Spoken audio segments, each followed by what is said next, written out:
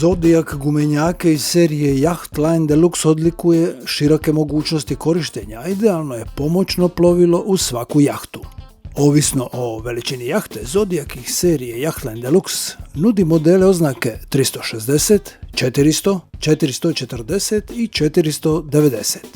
Kompaktna veličina gumenjaka iz serije Yacht Line omogućuje jednostavno i sigurno pohranjivanje na platformu ili flybridge, između ostaloga zahvaljujući 3 točke podizanja, velikom gumenom pojasu, ojačanim stožastim krajevima i na kraju praktičnim poluupuštenim easy push ventilima.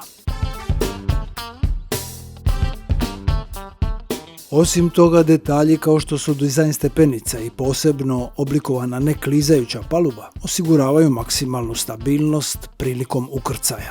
Iako na prvi pogled izgleda malen kao i svako pomoćno plovilo, Zodiac iz serije Yacht Line Deluxe oznake 440 Neo nudi izuzetan komfor zahvaljujući udobnom dvostrukom sjedalu, te na gotovo svim površinama za sjedanje nalaze se uklonjivi tapecirani jastuci, zatim pretinci te stražnji i bočni ormarići.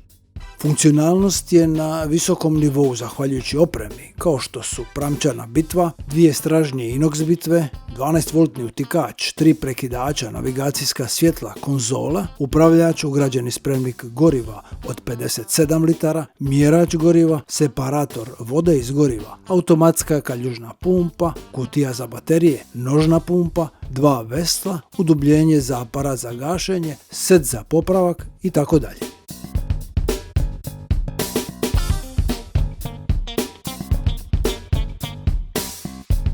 Zodiac Yacht Line Deluxe 440 Neo ima trup od stakloplastike u obliku slova V s ugrađenim zakrilcima, a dizajniran je za rad s najsnažnijim četverotaknim motorima te može prevesti maksimalno 6 osoba.